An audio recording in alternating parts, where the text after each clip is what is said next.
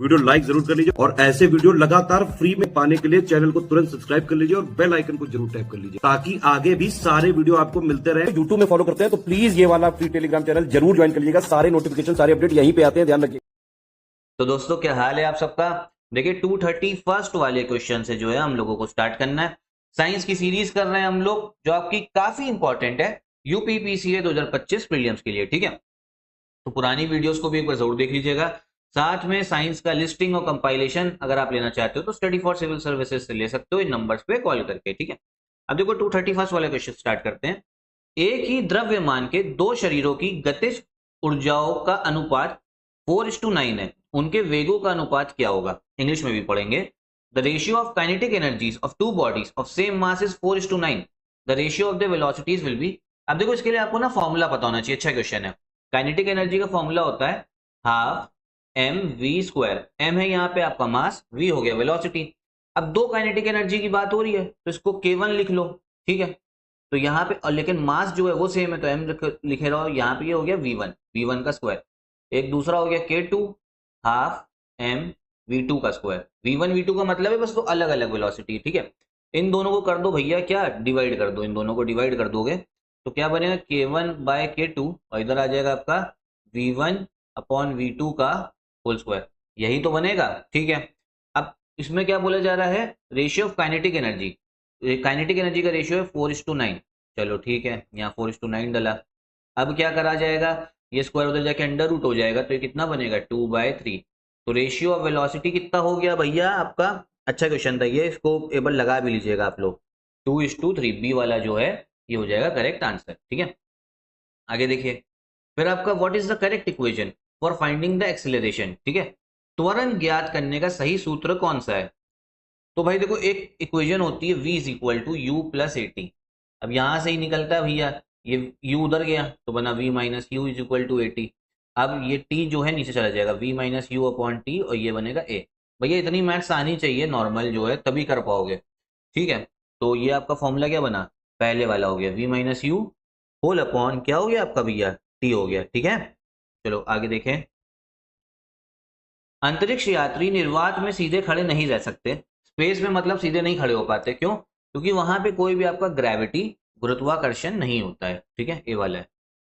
अंतरिक्ष यान जो चक्कर लगा रहा है से एक सेब जो है छोड़ा जाता है। If an apple release from an orbiting spaceship, तो वो भैया एप्पल में क्या होगा, तो एप्पल जो है और तेज स्पीड में अधिक गति से जो है गतिमान हो जाएगा और तेज स्पीड में आपका बढ़ने लगेगा। ठीक है, फिर आगे देखिए। पीसा की झुकी हुई मीनार गिर नहीं जाती क्योंकि the leaning tower of Pisa does not fall. क्यों नहीं भैया वो गिरता है, हल्का सा तिरछा है, क्योंकि गुरुत्व केंद्र से जाने वाली ऊर्ध्वाधर लाइन तल के अंदर रहती है। ठीक है, vertical line to the centre of gravity of the tower falls within its base. बस इसको याद करना है। देखो ठीक है, अब मैं समझाने बैठूंगा ना तो आप लोगों को ना समझ में आएगा ना, मैं इतना 5-10 मिनट में आपको समझा पाऊंगा। लंबा कंसेप्ट है इसीलिए ये लाइन याद कर लो। वहां पे कुछ आपको कंसेप्ट समझने की जरूरत नहीं, बस ये याद होगा तो मार्क करके आ जाओगे और आपका क्या कहते हैं जो है साइंस के क्वेश्चन सही हो जाएंगे। ठीक है, समझ में आना ना कैसे तैयारी करनी है। यदि पृथ्वी और सूर्य की दूरी जो है उसके स्थान पर दोगुनी हो जाती है तो सूर्य द्वारा पृथ्वी पर गुरुत्वाकर्षण बल जो पड़ता है वो क्या होता है। तो देखो होता क्या है ना, फोर्स, ग्रेविटेशनल फोर्स का फॉर्मूला होता है आपका G m1 m2 upon R square. ये डिस्टेंस है, डिस्टेंस क्या बोल दिया गया कि डबल कर दिया गया आपका, ट्वाइस कर दिया गया है। ठीक है, और ये होता है इनवर्सली प्रोपोर्शनल। ठीक, तो भैया जो फोर्स है वो कितनी हो जाएगी, आर स्क्वायर है ना तो 1/4 हो जाएगी। कितना हो जाएगा, उसका 1/4 जो है आपका भाग बन जाएगा। ठीक है, 236 का सी वाला।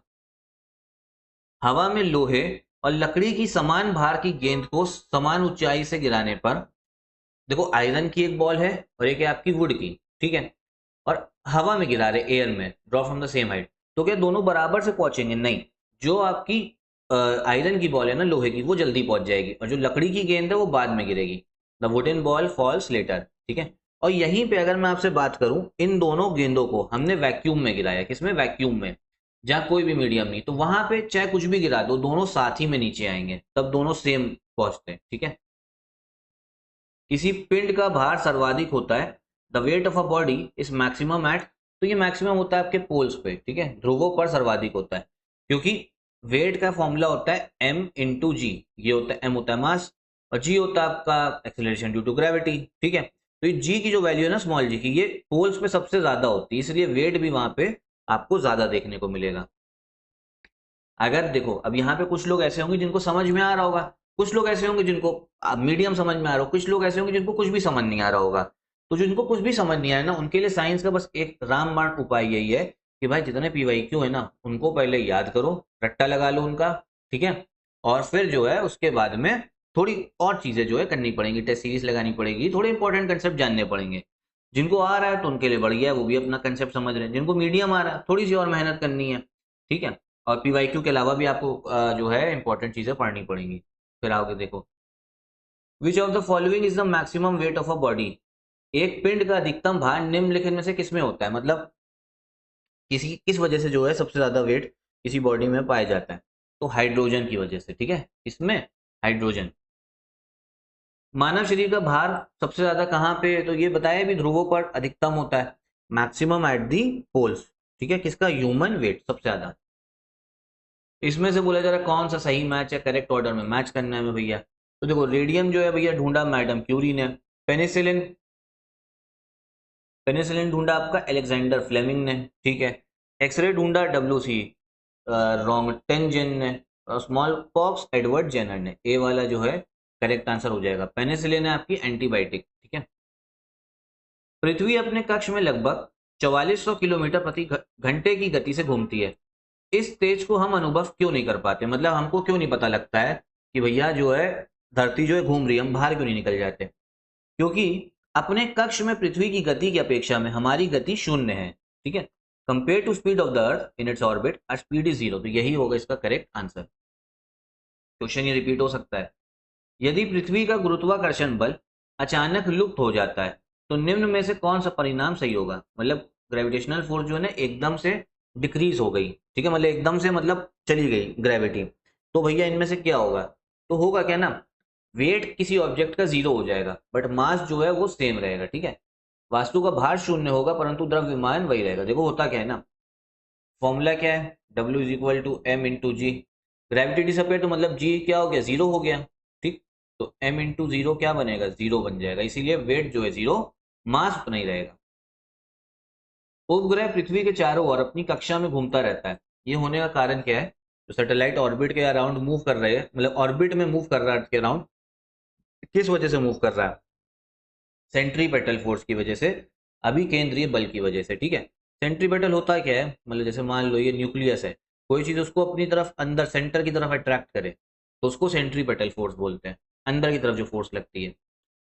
एक भू उपग्रह अपने कक्ष में निरंतर गति करता है यदि अभिकेंद्र बल के प्रभाव से होता है जो प्राप्त होता है। A geosynchronous satellite continuously active in its orbit due to centripetal force, ठीक है। लेकिन ये सेंट्रीपेटल फोर्स जो है वो प्राप्त कैसे हो रही है, तो भैया प्राप्त हो रही है जो ग्रेविटेशनल फोर्स सैटेलाइट पे लगा रहा है, कौन, अर्थ लगा रहा है हमारा, पृथ्वी द्वारा उपग्रह पर लगने वाला गुरुत्वाकर्षण बल से, ठीक है, बी वाला। अब जो आर्टिफिशियल सैटेलाइट है, कृत्रिम उपग्रह, इसको ट्रैक करना है भैया, ठीक है, अर्थ से ही हमें ट्रैक करना है कि कहाँ है हमारी सैटेलाइट। तो कैसे ट्रैक करोगे इसको, तो ट्रैक करा जाता है आपके डॉपलर इफेक्ट की वजह से, ठीक है, डॉपलर प्रभाव द्वारा। अपने कक्ष में एक उपग्रह पृथ्वी के चक्कर लगाता है, वह ऐसा निम्न में से किस कारण से करता है। A satellite revolves around the earth in its orbit, which of the following reason does it happens. तो भी बताएं, सेंट्रीपेटल फोर्स की वजह से, ठीक है, अभी केंद्रीय बल की वजह से जो है वो चारों तरफ जो है मतलब चक्कर लगाता रहता है। किसी लिफ्ट में बैठे हुए व्यक्ति को अपना भार कब अधिक मालूम पड़ेगा, if a person sitting in a lift then when will he feel that his weight gets increased. कब भैया उसको लगने लगेगा लिफ्ट ऊपर जा रही है नीचे जा रही है, जब लिफ्ट बहुत तेजी से ऊपर जाएगी तो उसको लगेगा उसका वेट जो है ना वो बढ़ गया। ए वाला जो है करेक्ट आंसर है इसका, ठीक है। आगे देखो, लोलक घड़ियां गर्मियों में सुस्त हो जाती हैं, why do pendulum clocks usually lose time in आपका समर। समर में मतलब उसका टाइम कम क्यों हो जाता है, क्योंकि जो लेंथ है पेंडुलम की वो आपका इंक्रीज हो जाती है, ठीक है। लोलक की लंबाई जो है वो आपका बढ़ जाती है, 249 का सी। आखिरी क्वेश्चन अभी इस यही रखते हैं इस वीडियो का। चंद्रमा पर वायुमंडल नहीं होने का क्या कारण है। कोई एटमॉस्फेयर मून पे है नहीं, लेकिन हमें धरती पे हमको देखने को मिलता है आपका एटमॉस्फेयर, तभी हम लोग जिंदा है। लेकिन चंद्रमा पे नहीं, इसका क्या कारण है, इसका कारण आपका है क्योंकि वहां पे जो गैस मॉलिक्यूल के एस्केप वेलोसिटी है वो रूट मीन स्क्वायर वेलोसिटी से कम है, ठीक है। इस पर गैस अणुओं का जो पलायन वेग है उनके वर्ग माध्य मूल वेग से कम होता है। बस इसको याद कर लो, ठीक है, क्योंकि अगर वहां पे क्वेश्चन आ गया, पीवाईक्यू रिपीट होते हैं वैसे थोड़े बहुत साइंस में, तो अगर कहीं पे भी आपका ये हो एस्केप वेलोसिटी जो है कम होनी चाहिए रूट मीन स्क्वायर वेलोसिटी से, बस इतना ध्यान रखना है आपको, ठीक है। तो फिलहाल इतने ही क्वेश्चन हम लोग रखते हैं अपने साइंस में। बाकी स्टडी फॉर सिविल सर्विसेज का पेड ग्रुप भी चल रहा है यूपीपीसीएस 2025 के लिए, तो उसको भी आप ज्वाइन कर सकते हो, ऐप से भी हमारा कोर्स ले सकते हो। अभी 20 तारीख तक 50% का डिस्काउंट है, और साथ में टेलीग्राम पे भी 25% का डिस्काउंट चल रहा है टेलीग्राम कोर्सेज पे। तो इन नंबर्स पे कॉल करके आप ज्वाइन आपको करना है, ठीक है।